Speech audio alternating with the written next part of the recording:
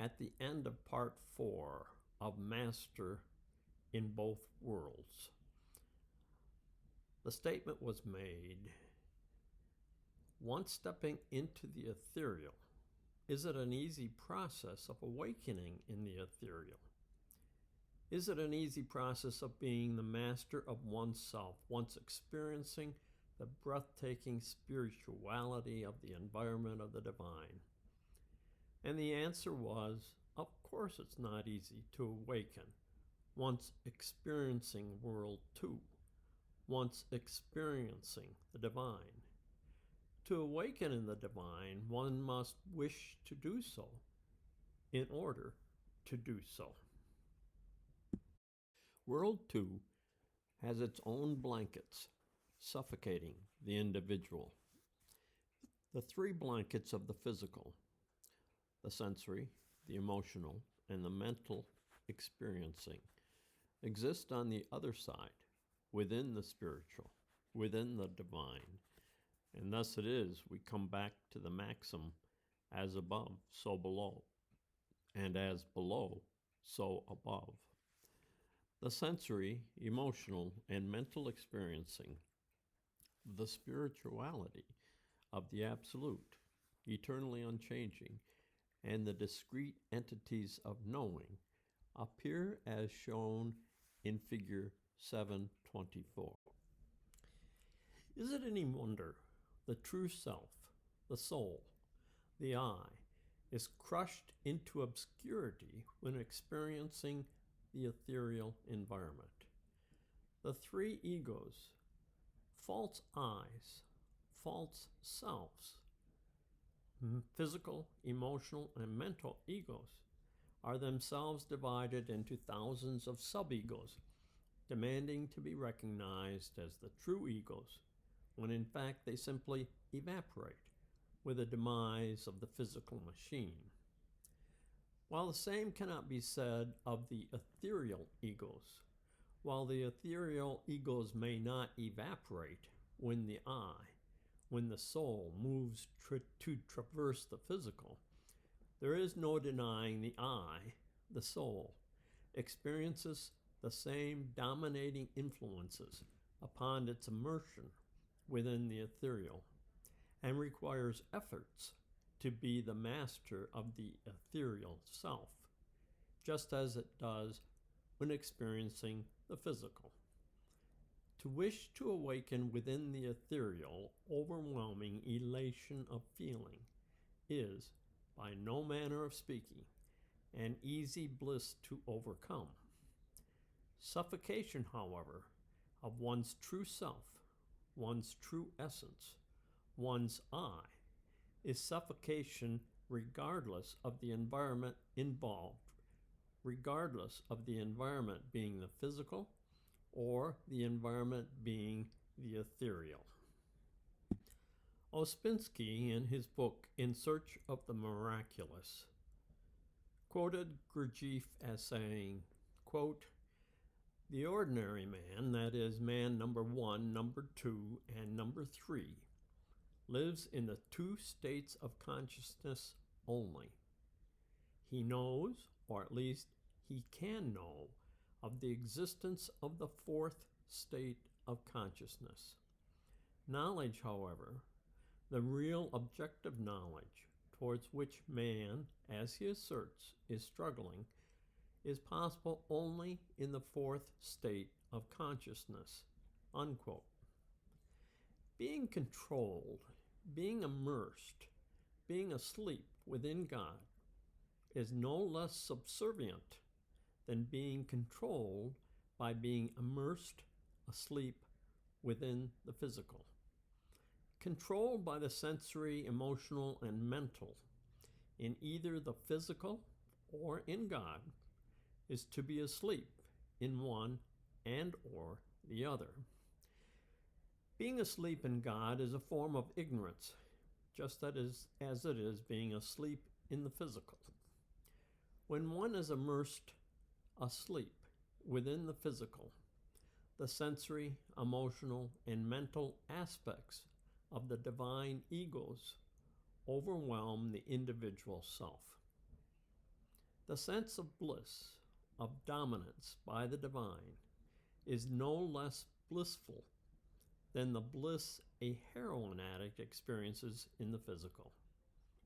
This is a very, very difficult concept to comprehend, but it is truth nevertheless. One is either the master of oneself, or one is not the master of oneself. There is no middle ground. But why even speculate as to why one would even wish to be the master of oneself in terms of one's relationship to the higher? The reason to acquire mastery of oneself in the ethereal is the same as the reason to master the physical. Have one's true self become the prominent aspect of one's physical journey. The reason to attempt mastery of oneself is analogous to that of experiencing high-definition color TV as opposed to black and white tube technology, hearing a concert in person as opposed to listening to a 78 RPM monaural record.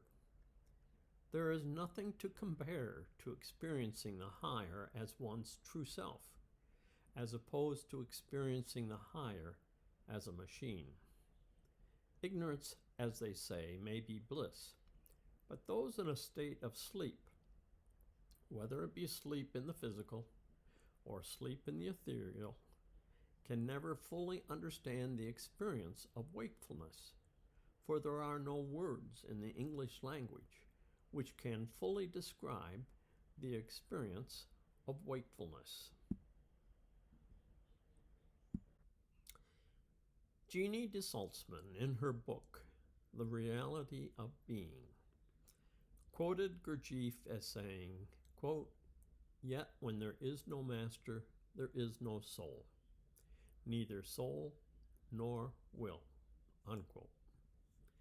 It is the I which must be coalesced into a permanent existence through the process of awakening. It is the soul which acts to create the form capable of encapsulating the spirit, encapsulating the particle of the divine, encapsulating the divine spark, and keeping the ethereal from simply dissipating, diluting, dissolving into relative oblivion within the vastness of the silence. There are two concepts which need to be addressed at this point. One is the material found within this work just hypothetical speculation regarding one's true essence, and two is the experiencing of the level 4 even attainable. The actual experiencing of the concepts being presented changes the concept of hypothetical to actuality. The chasm separating the individual standing on the one side of the chasm of speculation from the individual standing on the other side of the chasm of speculation is the act of experiencing. No one can experience for another. Thus, no one can talk of their experiences and have their experiences taken for a fact, taken as actuality, taken as anything other than hypothetical ramblings. Only by experiencing can one change the ramblings of the hypothetical to actuality. What can be said at this point, however, is that the ramblings of the speakers who say they have experienced can act as roadmaps for those wishing to experience the fourth way themselves. The difficulty for the travelers of the fourth way becomes that of filtering the authentic travelers from the deceivers. The process of separating the authentic travelers from the deceivers was partially addressed in Topic 6. One cannot be the master of one's journey in existence without mastering both the physical, world 1, and the ethereal, World 2. Loss of one's free will to either the physical egos or to the ethereal egos, whether it be to the pleasures, desires, or thoughts found within the physical, or whether it be to the pleasures, desires, or thoughts found within the ethereal, is still existence as a slave, existence in a state of confusion, existence as a confused slave.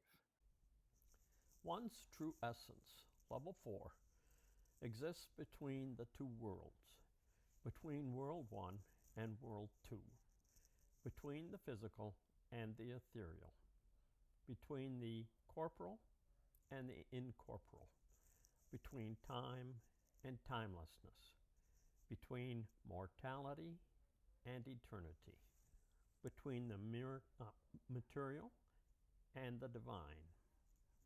The man awake in both reality is the only man who is the true master of himself, is the only man capable of actions of free will. If one has free will in one world, but lives by the dominance of predestination within the other world, one remains a slave. To be free, one must be able to choose within both worlds. It is the I which is the soul of the individual. It is here in the silence the I solidifies. It is here in the silence the individual becomes the master of the thousands of egos categorized into 3 basic groups. Level 1, the physical. Level 2, the emotional. And level 3, the mental. Again and again, it must be said, it is not just the physical egos one must master, but one must become the master of the 3 levels in the ethereal. The outside, as is the case of the inside, is composed of 3 levels. The outside is as much an influence, shrouds one's true self, cloaks one's true essence, veils one's being the master, as does the inside of the circle, as does the physical. To be the master of one's soul, to be the master of oneself, to know oneself, one has no choice but to conquer the spiritual, to conquer the ethereal, to conquer the non-corporal, to conquer the non-physical just as one conquers the physical.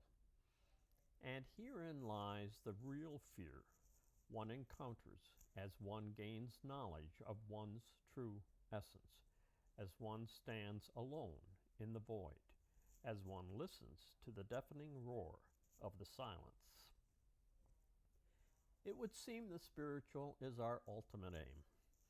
But if the spiritual overpowers one's true essence, overpowers one's true self, overpowers one's very self, then the spiritual is no less the cause of confusion, no less the cause and the source of one's being a confused slave. To truly be an independent servant, one must have the ability to choose. One must have the ability to choose, understanding full well just what it is one is doing. One must have the ability to choose freely, enveloped in the purity of free will. In the next part, Part 6, the last part regarding Topic 7, man being awake in both the physical and the ethereal, we are going to look at more details regarding what it means to be awake in both the physical and the ethereal. And we are going to look at how it is that man number 4 is the only way to be awake in both worlds. In addition, we will also examine how it is that world 2 is transcendent from world one, yet it is transcendent in a manner of separation through inclusion rather than separation through exclusion.